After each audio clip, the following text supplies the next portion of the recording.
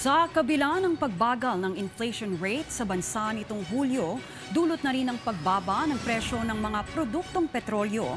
Nananatiling prioridad ng pamahalaan ang matatag na presyo ng mga bilihin, seguridad sa pagkain at paghahanda sa epekto ng mga kalamidad. Si Carlo Candelaria sa sentro ng balita. Maagang nagpunta sa Malabon Central Market si Carmela para bumili ng pang-ulam. Ayon sa kanya, kailangang maging praktikal lalo na sa pagbabudget. May mga presyong bumaba, so meron din namang mga nagre-remain at may mga tumaas. So ginagawa na lang natin, tayo namang mga Pilipino sanay di ba? Pagka kailangang mamaluktot, di magtipid-tipid. Pag maluwag, medyo bongga ng konti. Yung mga hindi naman kailangang bilhin, hindi ko binibili. Tapos kung ano yung mura sa ngayon, mga gulay, yun ang bibilin ko. Ayon sa ilang nagtitinda ng gulay, nakadepende sa dating ng supply ang presyo nito. Kaya payo ng tindera na si Brenda sa mga mamimili, gaya ng sayote, pag nagtinola, sayote, mas more on sayote kaysa sa manok. Pag mahal ang karne, gulay tayo. ayon sa Philippine Statistics Authority, bumagal sa 6.4% ang inflation rate ng bansa nitong Hunyo mula sa 6.8% noong Mayo.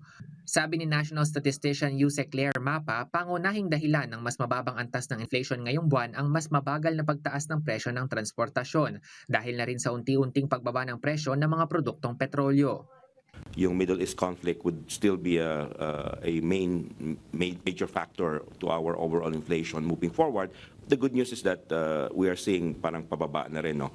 Samantala, ayon kay Secretary Arsenio Balisacan ng Department of Economy, Planning and Development, mahalaga ang bawat pagbaba ng inflation dahil mas lumalawak ang kakayahan ng bawat pamilyang Pilipino na pagkasyahin ang kanilang budget lalo na sa gastusin sa pagkain at transportasyon. Samantala, upang mapanatiling mababa ang inflation, ipinatutupad din ng pamahalaan ang El Nino Food Security Action Plan na may mahigit 26 billion pesos na pondo para mapalakas ang food supply at mabawasan ang epekto ng kalamidad sa sektor ng agrikultura.